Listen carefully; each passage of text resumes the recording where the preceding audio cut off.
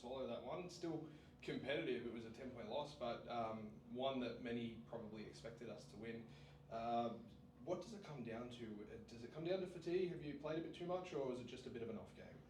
Oh, maybe a bit of everything. I mean, we've had 3 games in 7 days, and before that we had Christmas and we had the Perth trip and came home on the red eye. So it has been a big, a big lot of games in one. So maybe fatigue is a factor. But, we got out by 10, and I guess we're a bit disappointed that we weren't able to go ahead with it. Happy with your starting fives contribution? Despite the result, everybody seems to be playing well in their respective positions, despite some foul trouble tonight. Yeah, look, I don't know. I really can't put my finger on it. We didn't shoot very well. We didn't shoot well from the foul line. We missed shots that normally I would think that we would make. So, we're a bit off. And I guess when that happens, we'll just go back and look at the tape. And we've got 4 or 5 days now before our next game, so we can really, hone our skills and freshen up and get things going for the next game. Jazz, not the first difficult result we've had to sort of process. What's the schedule like for you as a playing group when you come off a loss? How do you regroup?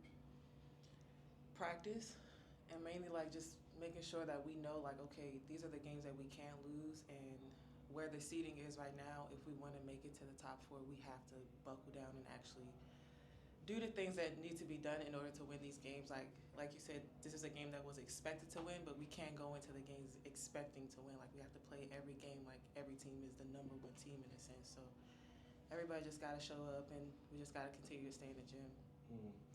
You've been playing well the last few games as well. We've seen you sort of progress as the season has gone on. How do you find yourself adjusting to the WNBL style of play? I'm just a competitor, so I mean, I just want to give my all to the team and give everything I have, and just contribute and win games. So that's just in me, I guess. Sharon, what was the halftime talk like? You were ahead and things seemed to be firing on all cylinders, and it was a healthy lead. So what mentality were you trying to get the girls into? Well, we were pretty happy about the way we were going about things at halftime, so we didn't change a lot of things. But,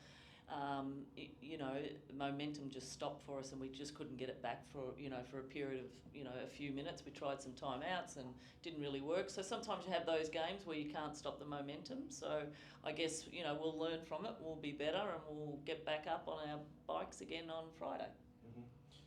Last one from me, Jazz. Obviously a bit of a nearly week break between now and the Sydney Flames, but how do you intend to take on the likes of Kayla George, who's been a wrecking ball in this league for the last couple of years? We haven't played Sydney yet, so she wouldn't be able to see it. We haven't played them at all. So. Well, honestly, I go into every game just with the mindset of playing hard, playing defense, and whatever opponent is in front of me, just doing my job at the end of the day. So. I'll bounce that question back to you, Coach. How do we take on Sydney after tonight's game?